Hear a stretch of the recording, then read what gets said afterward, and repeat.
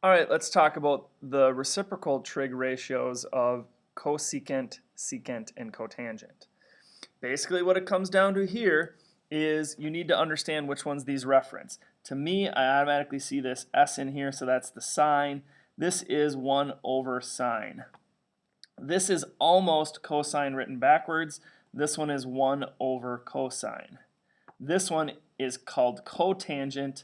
So if this is cotangent, then basically it's cosine over sine because tangent is sine over cosine. So we're just flipping the normal ratio over, 1 over it, 1 over it. So how that plays out is you may have questions where you're asked to find the cosecant of, let's say, 30 degrees.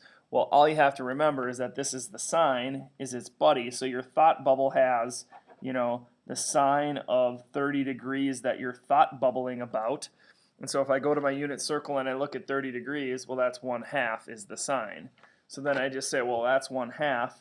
And if I want to do the reciprocal, that means you flip it over. So I give it a flip, and I get 2 over 1. So the cosecant of 30 is 2. Okay, that's the equal sign.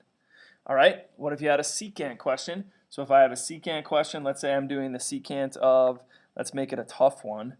Let's go like 3 pi over 4.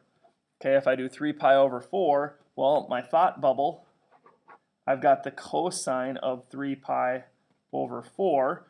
And when I look at my unit circle, that would be the negative square root of 2 over 2. Negative square root of 2 over 2, and then I've got to flip it over because this is the reciprocal function. Flip it over. So then I get the negative 2 over the square root of 2. The negative sign doesn't matter where it goes. Okay, you can put it on top of, like 1/2 like this. You can put it in the middle, or you can put it in the bottom. They all mean 1/2. Typically, or negative 1/2. We usually just leave it on the top. So it's on the top, leave it on the top. This creates a rationalization situation because I've got negative 2 over the square root of 2.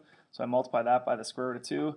This becomes 2 as my denominator, which is the purpose of multiplying by that. And the top is negative 2 times the square root of 2 over 2. Well, these 2's both divide by 2, so you end up getting just the negative square root of 2 as your final answer. When you simplify the 2 divided by 2 part, that's what you're left with. Then the only other one would be the cotangent. That's not hard. It's the same thing as tangent, except you do cosine over sine. Some situations are going to happen, though, that you need to be aware of. If I'm going to do cosine over sine, and if I have something where my sine is 0, so if I did like the cotangent of 180, I would do cosine over sine, negative 1 divided by 0. So the cotangent of 180 would be negative 1 over 0. Whoops, you can't divide by 0. So that's an error. So this is undefined. There is no solution for something that's divided by 0, so that's an undefined situation. You've got to be aware of that. That may occur from time to time.